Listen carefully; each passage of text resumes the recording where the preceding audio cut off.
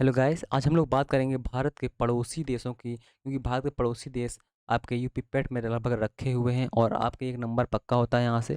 और UP TET और super TET में आसानी से ऐसे क्वेश्चन आते रहते हैं। तो बात करेंगे भारत के पड़ोसी देश कौन से हैं और हमारे एग्जाम के लिए कौन कौन सी चीज़ें इनकी इंपॉर्टेंट हैं। तो आते हैं टॉपिक पर। पहले हमें मैप देखना होगा कि भारत के मैप पे कौन सा देश कहाँ पर स्थित है। तो भारत का मैप आपके सामने बिल्कुल बिल्कुल साफ साफ बना हुआ होगा, आपको दिखाई दे रहा होगा। तो भारत का जो पड़ोसी देश है आपका, पहला तो आपका पाकिस्तान आता है ना। इनको आप क्रम से याद रखिएगा, है ना। जैसे अगर आपसे पूछता है तो कौन कौन से हैं, तो ऐसे बताइए। पाकिस्तान है ना। अफगानिस्तान है, फिर आपका चाइना है, नेपाल है, भूटान है, बांग्लादेश है और म्यांमार है। ये आपके स्थलीय सीमा से जुड़े हुए भारत के पड़ोसी देश हैं। इसके बाद हम बात करें तो जो जलीय सीमा से जुड़े हुए हैं वो आपके श्रीलंका हो गए, मालदीव हो गए और आपके इंडोनेशिया हो गए। ये सब भारत के जलीय सीमा के पड़ोसी देश हैं। अब देखिए हम बात करते हैं एक एक देशों की। एक एक देश हमारे लिए इंपॉर्टेंट है, क्वेश्चन पता नहीं कहाँ से पूछ लेता है। भारत की राजधानी सबको पता होगी कि न्यू दिल्ली है ना। तो न्यू दिल्ली भारत की क्या है, राजधानी है। इसके बाद हम आते हैं पाकिस्तान में। तो जो पाकिस्तान है भारत से ही अलग हुआ एक देश है। भारत को ब्रिटिश ने बाद में आज़ाद किया था। भारत का स्वतंत्रता दिवस हम 15 अगस्त को मनाते हैं, इनका 16 अगस्त को मनाते हैं ये लोग। और फिर आपका जो पाकिस्तान है, पाकिस्तान और भारत के बीच रेड क्लिफ रेखा है, जो कि एग्जाम में कई बार पूछी गई है कि रेड क्लिफ रेखा किन दो देशों के बीच है, या भारत और पाकिस्तान के बीच कौन सी रेखा है। तो कौन सी रेखा है, रेड क्लिफ रेखा है। ये इतना पार्ट पीओके का आता है जहाँ पर आपकी केटू स्थित है। भारत की सबसे ऊंची चोटी जो केटू है वो यानी काराकोरम यहाँ पर स्थित है। यहाँ पर पाक अधिकार किए हुए है, तो इसे हम बोलते हैं पीओके। ठीक है, पॉक ऑक्युपाइड कश्मीर। तो पाकिस्तान, इ- इससे यहाँ पर क्वेश्चन बनते हैं कि पाकिस्तान जो है भारत के बीच कौन सी रेखा बनाता है, तो रेड क्लिफ रेखा है। पाकिस्तान में आपकी साल्ट रेंज देखने को मिलती है ना। और यहाँ का एक चीज़ यहाँ पर ग्वादर बंदरगाह जो है चाइना ने पाकिस्तान में बनाया हुआ है, इसलिए ये बंदरगाह भी इम्पोर्टेंट है। साल्ट रेंज पाकिस्तान की इम्पोर्टेंट है। किरथार रेंज है, सुलेमान रेंज है, ये पाकिस्तान की कुछ पहाड़ियाँ हैं जो इम्पोर्टेंट हैं। पूछता है साल्ट रेंज कहाँ पर है पाकिस्तान में, किरथार रेंज कहाँ पर है पाकिस्तान में, सुलेमान रेंज कहाँ, ये सब आपकी पाकिस्तान में तीनों पहाड़ियाँ हैं। ठीक है, तो पाकिस्तान से यहाँ पर इतने ही क्वेश्चन पूछता है। और पाकिस्तान और भारत को लेकर एक सिंधु समझौता हुआ था, जैसे सिंधु जल समझौता का नाम जानते हैं, जो 1960 में हुआ था। और इसके तहत भारत से पाकिस्तान में जो नदियाँ बहती हैं, 6 इंपॉर्टेंट नदियाँ हैं। सिंधु, झेलम, चिनाब, रावी, सतलुज, ब्यास, ये 6 नदियाँ हैं। तो सिंधु, झेलम, चिनाब, ये नदियाँ यहाँ से बहती हैं। सिंधु, है ना, झेलम और चिनाब, ये 3 नदियों का पानी जो है पाकिस्तान 60% यूज़ करता है ना। और भारत 40%। इसके बाद सिंधु झेलम चिनाब हो गई, रावी सतलुज व्यास, इन 3 नदियों का पानी जो है भारत 60% यूज़ करता है और पाकिस्तान 40%। तो ये सिंधु जल समझौता हुआ था। जवाहरलाल नेहरू भारत के प्रधानमंत्री थे और पाकिस्तान के प्रधानमंत्री थे अयूब खान, उनके उस समय ये समझौता हुआ था। ठीक है, तो यहाँ से इतने क्वेश्चन आपके पुट अप होते हैं। इसके बाद हम आते हैं अफगानिस्तान में। अफगानिस्तान और भारत के बीच आपकी डूरंट रेखा है, जो कि अफगानिस्तान और पाक अधिकृत भारत को डिवाइड करती है।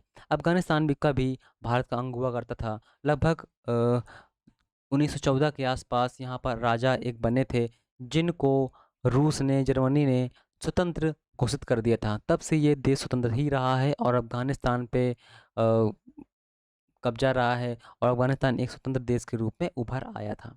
ठीक है, अफगानिस्तान का नाम हाल ही में बदला गया है। इसका नाम आप कमेंट माध्यम से बताएं हमें कि अफगानिस्तान का नाम, नया नाम क्या रखा गया है, क्योंकि ये इंपॉर्टेंट है, करंट का क्वेश्चन है, आपसे ये पूछ सकता है। चलिए बताइए इसको। इसके बाद हम आते हैं चाइना में। चाइना जो है, चाइना लगभग भारत के 2 साल बाद स्वतंत्र हुआ था।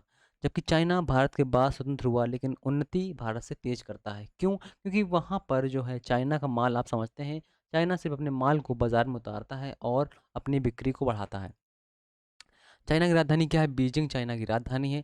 ठीक है, बीजिंग क्या चाइना की राजधानी है। और यहाँ की अगर मुद्रा की बात करें तो रेनबेंसी यहाँ की प्रमुख मुद्रा है। ठीक है, चाइनीज यहाँ पर बोली जाती है।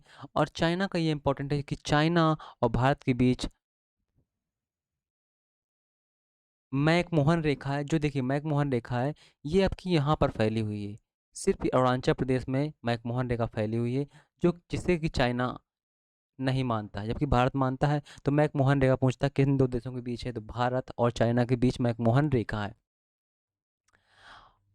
ठीक है, तो चाइना जो है, भारत और चाइना की जो रेखा है, मैकमोहन रेखा जो है, इसे चाइना नहीं मानता और ये भारत और चाइना के बीच है। यानी आपका अरुणाचल प्रदेश और चाइना के बीच है, अरुणाचल प्रदेश और तिब्बत। क्योंकि पहले सब पार्ट तिब्बत का अंग था, तिब्बत को चाइना ने कब्जा कर लिया और वो कहता है जो अरुणाचल प्रदेश है वो भी हमारा है ना। तो इसकी कब्जे की जो नीति है वो बहुत ख़राब है और ये ऐसे ही एक दिन कभी ना कभी मार खा जाएगा। बात करते हैं नेपाल की। तो जो नेपाल है, नेपाल जो है भारत का एक प्रमुख राज्य था और वर्तमान में स्वतंत्र देश है। या बौद्धकालीन में आपने सुना होगा कि लुम्बिनी है ना। जब बौद्धकालीन पढ़ते होंगे तो नेपाल में बुद्ध की तमाम शिक्षाएं होती हैं। तो नेपाल की जो राजधानी है काठमांडू है। नेपाल जो है भारत के कई राज्यों से सीमा उसकी टच होती है, अभी हम सभी राज्यों को देखेंगे आगे। तो जो नेपाल की राजधानी है काठमांडू है। नेपाल में नेपाली रुपया चलता है।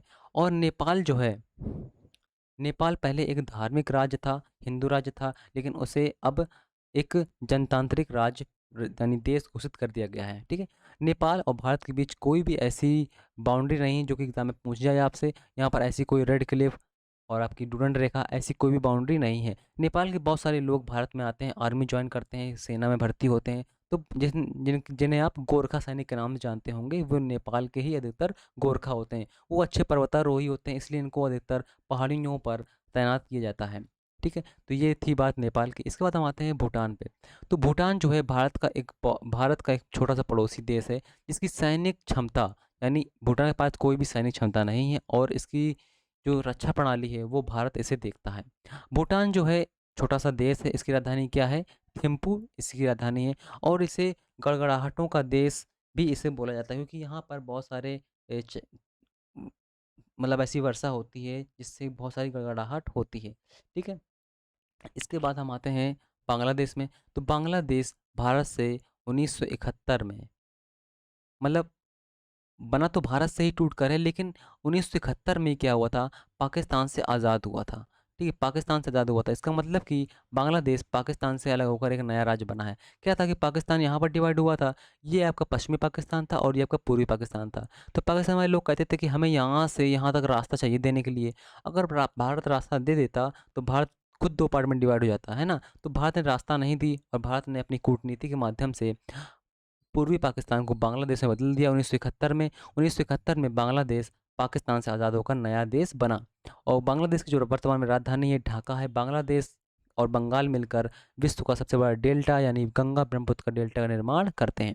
बांग्लादेश की प्रमुख नदियां हैं जो अन्य नाम से जानी जाती हैं। जैसे हम गंगा को देखें, गंगा बांग्लादेश में पद्मा के नाम से जानी जाती है। ब्रह्मपुत्र जो है वो आपकी जमुना के नाम से जानी जाती है और दोनों मिलकर मेघना का निर्माण करती हैं, क्योंकि यहाँ पर एक आके नदी मिलती है जिसका नाम होता है मेघना। और गंगा ब्रह्मपुत्र दोनों मिलकर विश्व का सबसे बड़ा सुंदर वन डेल्टा का निर्माण करती हैं। यहाँ पर जितना प्रदेश फैला हुआ है ये सब आपका डेल्टाई प्रदेश होता है। ठीक है, तो क्वेश्चन ये भी पूछता है कि बांग्लादेश कौन से भारतीय राज्य को तीन तरफ से घेरे हुए है। तो यहाँ पर आपका त्रिपुरा राज्य आता है जिसे बांग्लादेश तीन तरफ से घेरे हुए है। ठीक है, चलिए आते हैं म्यांमार में। म्यांमार भारत के पूर्वी क्षेत्र में पड़ता है और यहाँ पर आपकी एक श्रेणी पड़ती है जिसे हम अराकोम योमा के नाम से जानते हैं। तो ये पूछता है अराकोम योमा जो श्रेणी है वो किन देशों को अलग करती है, तो भारत और म्यांमार को अलग करती है। म्यांमार की राजधानी क्या है, नई पैताओ म्यांमार की राजधानी है। और म्यांमार जो है भारत का एक काफ़ी बड़ा पड़ोसी देश है। अगर देखिए अभी हम इसको आगे देखते हैं कि कौन से देश की सीमा कितने किलोमीटर लंबी है, क्योंकि इससे भी क्वेश्चन पुटअप होते हैं। तो ये आपके स्थलीय देश थे जो भारत से इनकी सीमा लगी हुई है। इसके बाद हम आते हैं आगे, जो इम्पोर्टेंट है हमारे लिए वो भी इम्पोर्टेंट है। हम आते हैं समुद्री सीमा वाले। देखिए मालदीव जो है, मालदीव आपका भारत का काफ़ी पड़ोसी देश है, लेकिन ये स्थलीय सीमा नहीं, इसकी जलीय सीमा से है। मालदीव की भारत काफ़ी सहायता करता है, उसने कई बार टैंकरों पानी भिजवाया है, क्योंकि मालदीव समुद्र में स्थित है लेकिन समुद्र का पानी पीने योग्य तो है नहीं। तो यहाँ पर भारत ने कई बार पानी की टैंक भिजवाए हैं पीने के लिए, क्योंकि मालदीव में कभी कभी जल स्तर बढ़ जाता है या फिर वहाँ पर पानी नहीं होता है। अब आते हैं श्रीलंका में। श्रीलंका जो भारत का है पड़ोसी देश है, जिसकी सीमा तमिलनाडु से पास पड़ती है। अब ये क्या मन्नार खाड़ी है, आपकी पंबन ब्रिज है ना, एलिफेंट केव है, इन सब से ये गुजरता है। पाक जल संधि है, इसके बीच के जो पार्ट होते हैं यही पूछता है आपके कि भारत और श्रीलंका को कौन अलग करता है? पाक जल संधि, मन्नार की खाड़ी, है ना, ये दोनों अलग करते हैं। और आपके रामेश्वरम भी यहीं पर पड़ता है। तो ये सब चीज़ें यहाँ पर पड़ती हैं, इसलिए श्रीलंका हमारा इंपॉर्टेंट हो जाता है। श्रीलंका की जो राजधानी है श्री जयवर्धनपुरम वर्तमान इसकी राजधानी है। हाल ही में श्रीलंका में बहुत सारे उपद्रव देखने को मिले हैं। राष्ट्रपति को सत्ता से हटा दिया गया क्योंकि श्रीलंका कर्ज से डूब गया था चाइना के। श्रीलंका में आपका एक पोर्ट बनाया गया है जिसका नाम है हम्बनटोटा पोर्ट, जो जिसे चाइना ने बनाया था। चाइना ने उसे अब 99 साल के लिए लीज पर ले लिया है और यहाँ पर चाइना अपना व्यापार करेगा। चाइना ने एक पाकिस्तान में भी बंदरगाह बनाया था जिसे हम ग्वादर बंदरगाह बोलते हैं, बताया था भैया हमने आपको। तो वो भी चाइना ही अधिकतर यूज़ करता है। तो श्रीलंका के इतने इंपॉर्टेंट फैक्ट हैं। श्रीलंका की अगर हम बात करें सबसे बड़ी नदी कौन सी है, तो यहाँ की सबसे बड़ी नदी आपकी महावेली गंगा है। ठीक है, बस श्रीलंका के इतने ही इंपॉर्टेंट फैक्ट पूछता है। इसके बाद हम आते हैं इंडोनेशिया पे। तो इंडोनेशिया जो है भारत का एक करीबी समुद्र से जुड़ा हुआ एक देश है, जिस जो आपका कई सारे द्वीपों में बटा हुआ है। बोर्निया है, जावा है ना। और आपका जो सबसे जो इसकी राजधानी इंडोनेशिया की कहाँ पर है, जावा द्वीप में स्थित है। ठीक है, इंडोनेशिया ने अपनी राजधानी परिवर्तन करने का फैसला भी लिया है। उसने कहा है कि जल स्तर बढ़ने के कारण हम अपनी राजधानी को बदलेंगे और ये बोर्नियो अपनी राजधानी ले जाएगा। एक द्वीप है जो बोर्नियो है आपका, इसका एक द्वीप है। और एक कालीमंतन भी द्वीप है इसका, मतलब 4-5 द्वीप इसके बड़े बड़े हैं। वैसे देखा जाए तो लगभग 33,000 द्वीपों का ये समूह है।